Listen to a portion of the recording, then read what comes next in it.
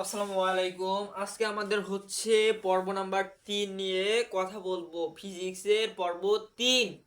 দেখো, এইখানে দেওয়া আছে পদার্থবিজ্ঞান তৃতীয় অধ্যায় পর্ব 3, ব্যাচ নাম্বার 26, 27, 28, 29, 30, যে কোনো ব্যাচেরই হও না কেন। হ্যাঁ, তোমাদের জন্য এই ক্লাসগুলা। হ্যাঁ, দেখো আজকে আমরা কথা বলবো হচ্ছে ভরবেগ নিয়ে। কি নিয়ে? ভরবেগ। ফিজিক্সের ভরবেগ নিয়ে কথা বলবো। ভরবেগ, এই ভরবেগ নিয়ে আমরা আজকে কথা বলবো। তাহলে ভরবেগ কি এটা আমাদের প্রথমে জানতে হবে। ভরবেগ কি? তাহলে দেখো, ভরবেগ কি? কোনো বস্তুর কোনো কোনো বস্তুর ভর বেগের ভরবেগের গুণফলকে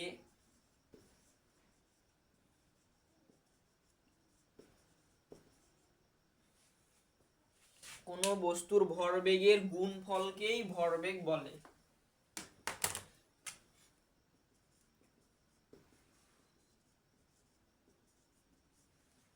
তাহলে ভাইয়া ভরবেগ কি? কোনো বস্তুর ভরবেগের গুণফলকেই ভরবেগ বলে। হ্যাঁ, কনসেপ্ট ক্লিয়ার?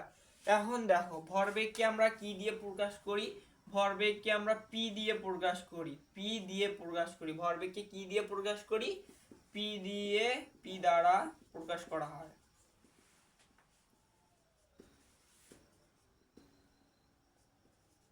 ভরবেগকে কি দিয়ে প্রকাশ করা হয়? পি দিয়ে প্রকাশ করা হয়। তারপরে ভর এবং বেগের গুণফলকে এমভি দিয়ে প্রকাশ করা হয়। ভর এবং বেগের গুণফলকে এমভি দিয়ে প্রকাশ করা হয়। তাহলে পি ইকুয়াল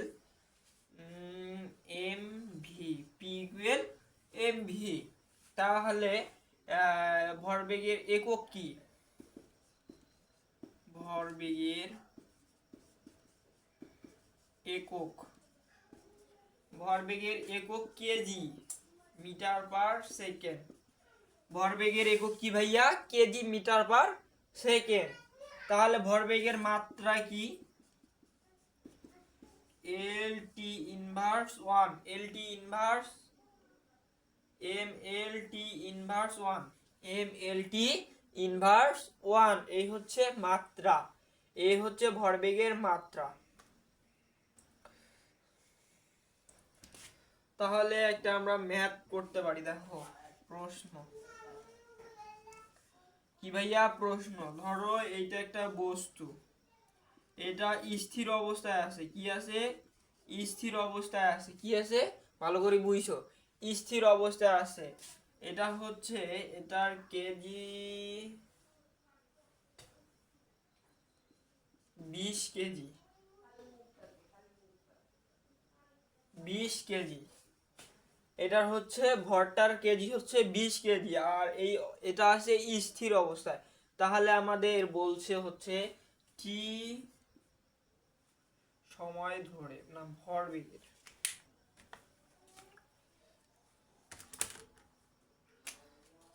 তাহলে প্রশ্ন হচ্ছে ভরবেগ কত?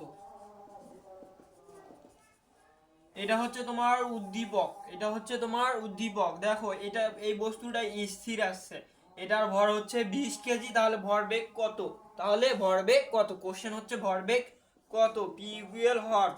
P equal hot. তাহলে আমরা লিখতে পারি না 20 গুণন 0, কারণ স্থির আছে। স্থির থাকলে বেগটা কি? 0 না? 0। তাহলে 20 গুণন 0, তাহলে কি হয়? 0।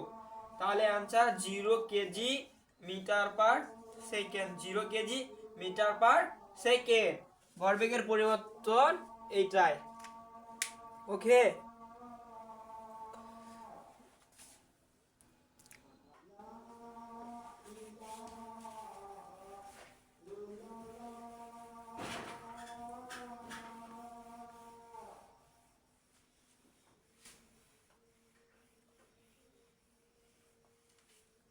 দেখো, এখন আমরা নিউটনের দ্বিতীয় সূত্র নিয়ে আলোচনা করব। আমরা গত ক্লাসে নিউটনের প্রথম সূত্র নিয়ে আলোচনা করছি। এখন আমরা নিউটনের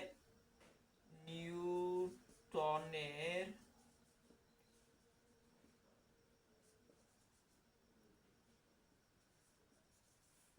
দ্বিতীয় সূত্র নিয়ে আলোচনা করব।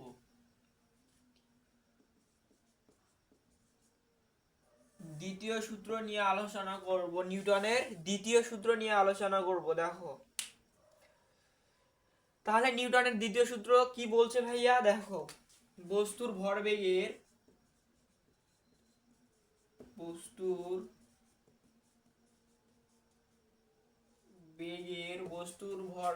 পরিবর্তনের হার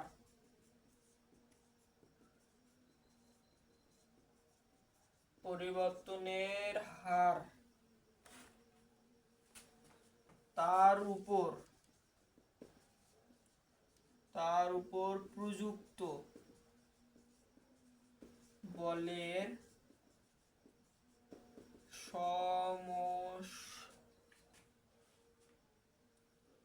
সমানুপাতিক এবং যেদিকে বল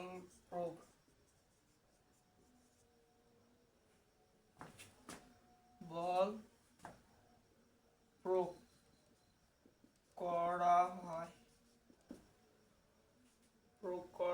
হয় ও বল প্রয়োগ করা হয় ভরবেগের পরিবর্তন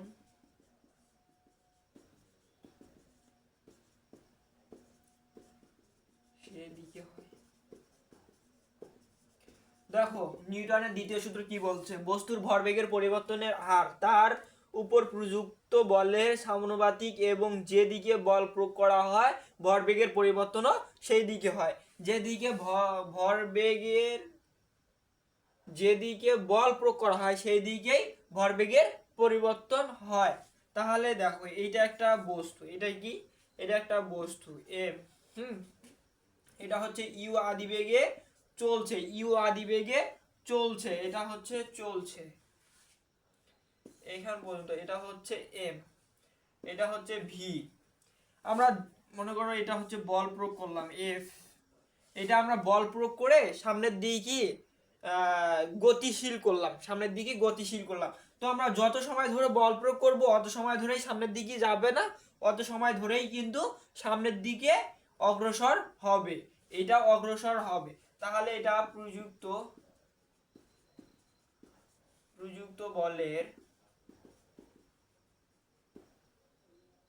ক্রিয়াকালীন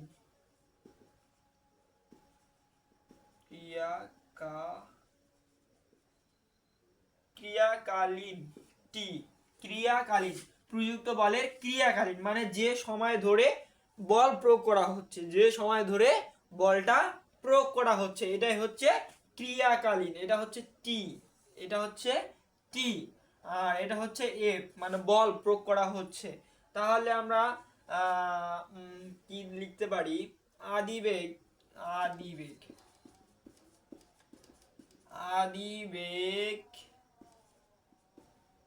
এম ইউ, আদিবেগ কি এম আর ইউ, আদিবেগটা কি এম আর ইউ। তারপর শেষ বেগ কি ভাইয়া, শেষ বেগ কি এম আর ভি, শেষ বেগ এম আর ভি। তাহলে এখান থেকে দেখো তো M V minus M U divided T সমানুপাতিক এফ। এখান থেকে আমরা এমটা কমন নিতে পারি না, এমটা কিন্তু আমরা কমন নিতে পারি।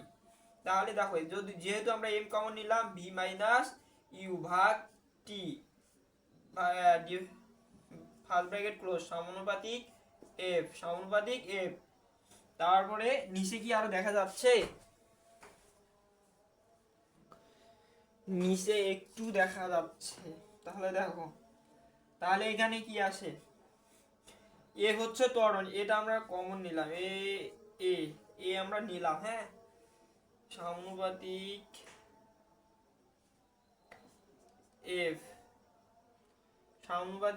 এফ অতএব M A equal K F, এখান থেকে আসে হচ্ছে এফ ইকুয়াল এম এ, এখান থেকে কি আসে এফ ইকুয়াল এম এ।